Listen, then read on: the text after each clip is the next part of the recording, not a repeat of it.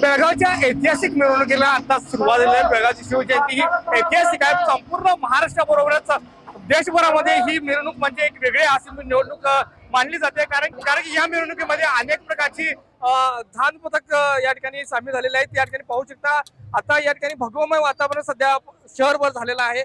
एकंदरीत हे वातावरण पाहत असताना प्रत्येक शिवभक्ताचं या ठिकाणी रक्त उसळेल अशा पद्धतीचं वातावरण सध्या शहरभर पसरलं असता दिसत आहे।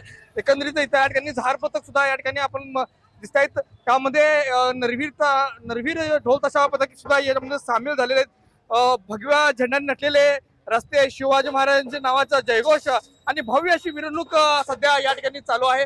एकंदरीत आपण पाहतोय या ठिकाणी ढोल ताशे आता सध्या सुरुवात झालेली ही संपूर्ण रात्रभर ही अशा पद्धतीचं शिवमय वातावरण सध्या बेळगाव परिसरामध्ये राहणार आहे। पारंपरिक वेशभूषा, पारंपरिक पद्धतीनं अनेक प्रकारचं या ठिकाणी पाणीपुरी सुद्धा परिस्थिती तयार झालेली आहे। मार्गावरती अनेक या ठिकाणी शिवजयंती उत्सव या ठिकाणी सुरू झालेला आहे।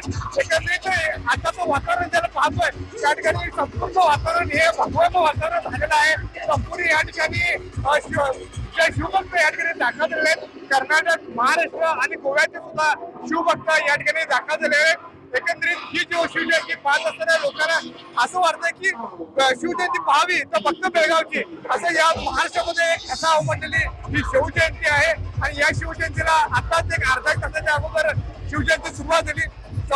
नरविंद करगुंदे भागापासून ही शिवजयंती सुरुवात झाली आणि त्यानंतर एकंदरीत ही सुरुवात झाल्यानंतर आता ही मार्गस्थाने पालखीच्या माध्यमातून ही सुरू झालेली आहे। पालखी पाहू शकता या ठिकाणी भगवान वातावरण सध्या झालेलं आहे।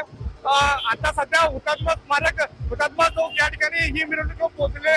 इथून रामदेव गली, खडे बाजार, भोगारे आणि त्याच्यानंतर रामलिंग गल्ली मार्गे संभाजी उद्यान, संभाजी महाराज चौक या ठिकाणी सुद्धा ही मिरवणूक येणार आहे। एकंदरीत या मिरवणुकीमध्ये संपूर्ण शिवभक्त एक सजीव देखावा या ठिकाणी पाहता येणार आहे। त्यामुळे आतापासूनच या ठिकाणी गर्दी होऊ लागली आहे, गर्दी होत आहे।